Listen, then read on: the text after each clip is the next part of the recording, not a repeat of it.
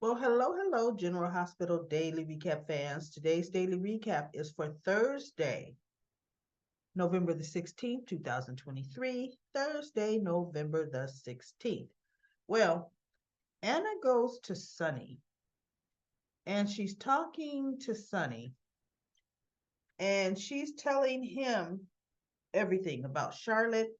And now she feels that the shooting was intended, uh, aimed at him. So she said, you may want to beef up some security. And then she tells her whole theory how she thought it was Forseth and blah, blah, blah. She can't rule Forseth out. However, found out it was Charlotte and Valentine's known all along. And so Anna says there was footage, but Valentine made sure the footage was destroyed.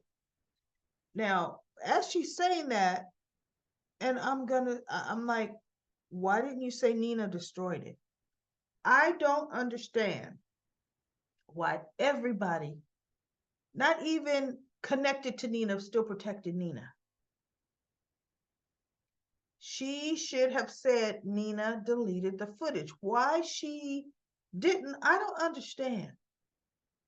So she was saying, I don't want Charlotte to be prosecuted for this. Charlotte needs help. And so I'm trying to do what I can to make sure she gets help. But I still, she's like, I feel like there's a piece of the puzzle, Sonny, I'm missing. Why would Charlotte target me like that? She goes, that's why she's still thinking, perhaps the person, Forseth, has gotten a hold of Charlotte. She's like, because I can't figure it out. And I'm thinking, see, this is why I blame Laura, and this is why I blame Valentine. Why is Anna still in the dark? It's Victor. If they would say what they know, keeping Anna in the loop so she wouldn't have charges pressed against Charlotte, they would tell her, we found this letter. Victor has weaponized Charlotte against you, and she truly does feel you're out to her. But Anna's still sitting here trying to figure out what triggered this. I just shake my head because there's no reason this woman doesn't know. So, anyway, Sonny said, had Valentine told you, you would not have pulled a gun on Charlotte. Anna said, no, I would have been more cautious, Sonny. Even if I would still think Forseth is involved, had I known the things that Charlotte has done, I never would have came into my apartment armed like that. Or even if or even if she would have been armed, she would have made sure the target she was shooting, right? So, they have a good little talk. And then we have this situation's getting ready to get out of hand, and Dex is starting to see it. Adam shows up stalking Josh. Oh, good, Josh, you're back. And she turns around and she looks like, what? He goes, we need to study. That important test is in a couple of days, and we really got to cram. She goes, no, Adam, look, I'm exhausted. I am not studying tonight. And so he goes, what? No, Jocelyn, we have to. And so she goes, no, Adam, no, I don't. Between school, volleyball, because she's still playing volleyball, helping my mom at Kelly's, and I can't study tonight. So she turns and she's getting ready to walk in. He grabs her by her arm and tells her, you have to. And she looks at him, and Dex walks up and pretty much says, get your hands off of Jocelyn. And he stands in the middle of, because Dex is ready to throw down on this kid, because, come on, to Dex, he's a kid, right? To Dex Spencer's a kid, you know? And Adam's like, no, I just need, Joss, I just need at least give me 1 hour, 1 hour. You really, I can't do this without you. And she goes, yes, you can, Adam. You can do this without me. Coming into the class, you scored first exam 92%, more than higher than anyone in the class. She says, you can do this. No, no, your method of handwriting notes. I started doing that, and it's helping me. Well, she goes, then good, but no, she says you need. She goes, I can't be your study partner anymore. No, no, you have to. I need you. And Dex is just watching this, and Josh says, the type, the amount of time you want to study, I don't have that kind of time. She says, I just don't. She says, on top of the fact that this class they're taking, she says, most people have to repeat it. So find someone in our class that this is their second time around and they have a better grasp of the subject. That will be your better study partner. And so he was getting ready to say something, and Dex looked at him, and Dex says, you heard what Josh said. And he goes, you are not a student here at college, so you would not understand what's going on. And Dex is like, I understand. She said, you need a new study partner, really, right? And so he kind of fake snaps out of it. Oh, okay. I understand. And I thought, uh-oh, here, Houston, here's where the problem's getting ready to happen. He's gonna flip out. Or actually, look, we saw, or you all pointed out to me because I skipped it. He was looking at changing grades, right? He's probably gonna change Josh's grade too to the better. They both gonna get caught. Josh is gonna get kicked out of school for cheating, and she wouldn't have had nothing to do with it. Because I don't know, everybody, I just don't see them letting Jocelyn progress to becoming a doctor. I just don't see it. It'd be nice. We need more doctors at General Hospital. Kiki progressed and became a doctor pretty quick, right?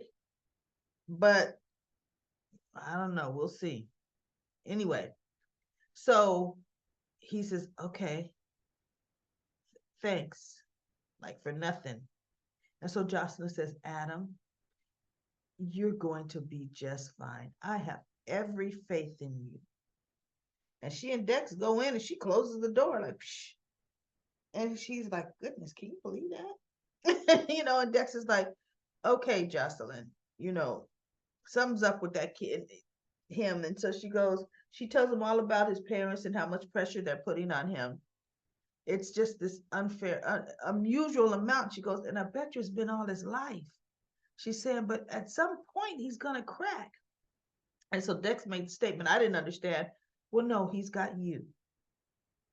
He's got you looking out for him. And I'm thinking, no, you need to stay away from that. Because that's years of built up stuff happening, right? So Dex should have said, you actually probably need to stay clear of him from what I'm seeing tonight. That's what Dex should have said. So Adam shows him back at his apartment, talking to his father on the phone. And his father they're grilling him pretty much. Are you staying focused? And he goes, yes, Dad, there's a whole group of friends I'm studying with and blah, blah, blah. And his father says something. He goes, no, Dad, I'm not doing that anymore. And I'm thinking, doing what? As, look, the hand starts to go up in that favorite snatching out my hair spot. Because as I'm looking at it, I'm thinking, hey, the hair on that side looks a little thinner than that. And I don't know if they've already shown, because they've shown us, right, that's what he's doing, or they just probably, to make us think it's thinner, they're brushing some of it to the other side, right? Because they're not going to really start pulling out his hair for the part, right? So he's like, no, Dad, no, I'm doing everything. And he's just grabbing, touching the back of his hair. I said, uh-oh, he's a hair snatcher. And so he goes, I am. I've got everything under control. And he hangs up and he's all stressed out. And he opens up his desk drawer and he's on prescription medication, probably for anxiety, right? So he takes his pill. I don't understand why people don't take pills with water. I cannot, everybody, pop a pill dry and swallow it. I can't do it. I have to have some water to wash it down. Only kind of pill I can pop in my mouth is those you chew, dissolvables. That's it. Anything else that's supposed to be swallowed got to be swallowed with a chaser. Okay? Whether it's wine. I'm kidding. Actually, I'm not. But anyway, it has to be washed down with some kind of liquid. Some kind of liquid. That's all I'm saying. So anyway, we're gonna see where that goes. And then, like we said, finish TJ. They go back to TJ and Molly talking, right? And then Alexis does show up. I think I got ahead of that in the other recap. Alexis shows up, and Alexis consoles them both. Okay, and actually, no, I didn't. I just said Alexis knocked on the door. Molly opens it, and she hugs her mother for dear life. And Alexis is like, "Oh, what's going on?" And Molly tells her, and she's like, "I am so sorry for both of you." TJ, I know this is devastating. I mean, see, and she showed concern for the both of them, and they tell her what happened, and Molly's like, oh no, I'm not gonna get that invested again. And now she doesn't even want to be our surrogate again. And so Alexis says, well, I'm gonna leave you two to, continue to, console each other. And she says, Molly says, the family should know. She goes, no, or Alexis says, the family should know. Or what about the family? And Molly's like, I can't talk to my sister's mom. Can you tell her? Can you tell them? And she goes, I will handle it. And so TJ says, I told Portia because I needed somebody to talk to right away. And she is, like she's my boss and she'll be discreet. He's like, I should be the one to tell my mother. I'm thinking, yes, you should. He goes, but the rest of the family, Alexis says, I will handle it. And I'm surprised Portia didn't tell Curtis. I was shocked. Well, I guess because now she's walking a tight line. I got an employee that came in and told me something personal. Yes, that's his nephew, but I didn't get express permission to relay this information to his uncle. So I respect the fact that she didn't tell Curtis that. I do. TJ should want Curtis told how he wants Curtis told. So yeah, I ain't mad at Portia. Normally I am mad at Portia. I ain't mad at Portia with this, right? So now we have Austin. He comes to see Ava. And he goes, you've been avoiding all my calls. You are, I just wanted to come here and, check up. Oh, Ava lets him have it. Because she goes, how's your cousin Mason? He goes, well, Mason's going to survive. They're talking about transferring him to Pittenville. And so Ava says, has he given up your boss, Cyrus Reno? And Austin looks at him like, who said Cyrus? Ava goes, oh, I know who your boss is. And now I know the whole story. You were in cahoots with your cousin.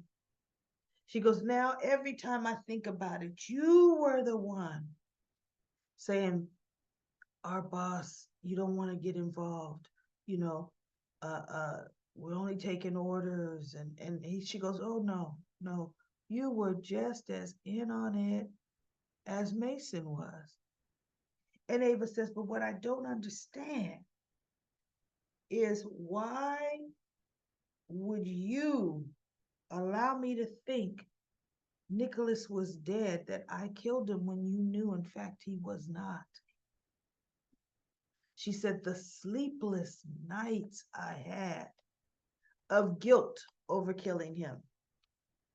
Then the sleepless nights I had of worry because I'm being blackmailed by Mason and you. No, everything I did, I've done to protect you, Ava. Everything. She goes, no, stop it. Cut the crap. Oh, she just, no. Everything you did not do for me. And she goes, you did what Cyrus wanted you to do. You testified to get him out of jail. He goes, and to save you. And she goes, and look how well that went. You didn't save me, Austin. Jocelyn, Jax, and Sonny's guy, Dex. They are who saved me. They're the ones that went into action once they realized I was missing. Had they not shown up and Dante Falconeri hadn't shown up, I would be dead at the bottom of a ravine. So no, no, Austin, you didn't save me. She goes, you could have went to Sonny. You could have went to the police. You could have, I'm thinking he'd be dead if he'd done all that. But anyway, Ava, you're a mob boss, you know that, right? But she's just like, no, now I know exactly who and what you are. You disgust me. You're a coward. And he's just like, now get out of my gallery. And he looked at her. Okay. I'm sorry I got you into the he's like, I'm sorry I got you into this. Oh, she just out. And so he leaves. And I'm like, well, finally, Ava, finally, you know, yeah, you really, eyes are wide open where Austin is concerned.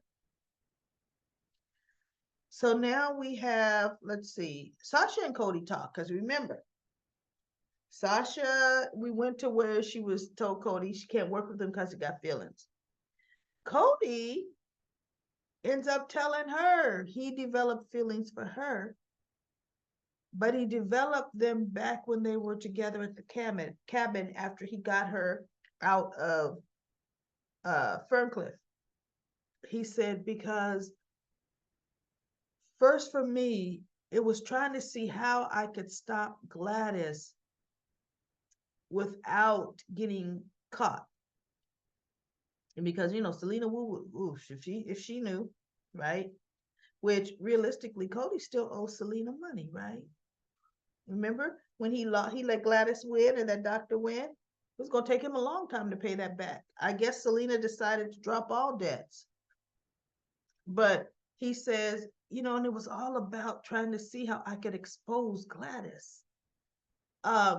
He says, and then once I realized what she was doing with that doctor, it was all about saving you. He said, but once we got to the cabin and I actually saw you beat withdrawals, she goes, Sasha, you are a very strong woman. And I admire you. He says, so yeah, I've developed feelings for you. And so she says, Cody, I have to be honest with you. I'm still grieving the loss of Liam and my husband. I buried my grief. I tried to ignore it. And that's what got me into the problems I got into. She says, I'm not going to do that anymore. I am going to take some time to become a whole person again. And I feel like I'm starting to be. And he looked at her and he goes, so it would be very unfair for me to ask you to wait for something I don't know how long it's going to take or if it happens. And he goes, okay, I understand, but you're not asking and I'm offering. I am willing to wait because you're worth waiting for. I'm willing to be friends, And so she smiled at him. They smiled at each other. I mean, it ended on a good note. He says, and when Maxie calls me for another modeling job, I won't pick up the phone. And she smiles and she goes, okay. She doesn't know that Maxie is already wants them to be the dynamic duo of the team, and Lucy too, right? She don't know that all of that in the works is happening because she's going to agree to work with Cody because that's exactly what's going to be, set up for them. But so anyway, we'll see where the Cody and Maxie, I mean not Maxie, Cody and Sasha thing. I think they're gonna have it build up slow. Honestly, I believe Cody's gonna end up rescuing her from Cyrus Renault. I think that's exactly what's gonna happen. I'm really upset, with the possibility of them making Sasha go through something else because she's gone through enough. But Cyrus, he's not gonna target Sasha, but you know how Cyrus targets you with passive aggressively? Sasha Gilmore. And she'll be shocked, right? And he'll be, I want to apologize. I found the Lord. And a beautiful soul like you. I should never see it'll be creepy, eerie. He'll go out of his way to keep talking because he knows she doesn't want to even talk to him. He'll be ugh. So I don't want to see that, but I think that's gonna come. So then they show Anna. Anna goes home. And Anna goes into her apartment. And you want to know the first thing I noticed that was missing, everybody? Was that mug Felicia gave her. That was on the table there. When you first walk in. So Anna, I guess somehow after this is out of context. When she walked in, the bag she walked out to go see Robert was on that desk. No coffee mug was there. And so she closes the door and she's looking around and she sees the bloody spot from where Charlotte was bleeding. And she's just cautiously looking. And then she goes to the little knapsacky thing that she took the evidence to Robert's office that's on the desk, and it's empty. The evidence that she took to Robert is gone. Now, when I thought about the chain of events as to what happened, when Anna walked to her door and it was unlocked, Anna put her bag down outside her apartment. She then pulled her gun and then she went in. That bag was still out there. I don't know, maybe the cops brought it in. Because usually everything in the apartment where a crime is searched. And perhaps if I look at the scenes again when what's his name? Jake's being questioned and Anna's being questioned, maybe that bag did appear on that desk. I don't know. When Dante took her into custody, they went by the hospital first. They don't let you bring stuff. So, they didn't let her bring a bag. But when she got back, it's empty. Evidence is gone.